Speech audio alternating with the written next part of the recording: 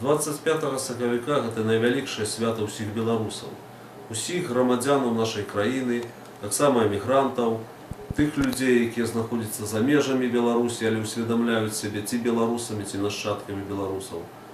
Яны ўсведамляюць, што 25 сакавіка 1918 году адбылася найвялікшая падзея у гісторыі Беларусі 20 стагоддзя, калі была абвешчана Беларуская Народная Рэспубліка, якую паспелі прызнаць амаль дзесятак краін, і якая была гвалтоўна знішчана.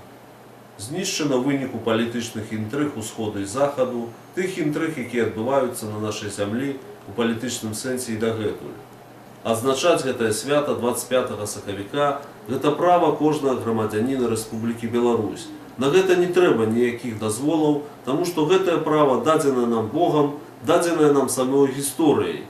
І таму, калі людзей асуджаюць на 2 гады турмы за вывешванне чырвона-белага сцягу, вось гэта сапраўднае злачынства, бо гэта робіцца канкрэтнае зло. Калі чалавек вывесіў чырвона-белы сцяг, ён не зрабіў нічога кепскага. Тут можна параўнаць з такім дзікунскім выпадкам, які здарыўся ў Віцебску ў той час, калі судзілі Сергея Каваленку. Байцовы сабака, ротвейлер пакусаў 10гадовую дзяўчынку, фактычна скалечыў яе.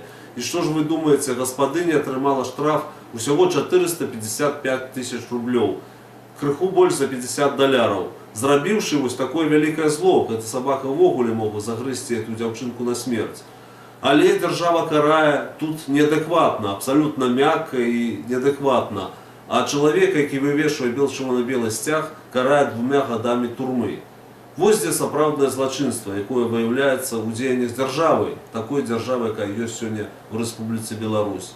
А беларусы будуць шанаваць свой сцяг, будуць шанаваць 25 сакавіка і будуць адзначаць гэта найвялікшае свята ў нашай гісторыі.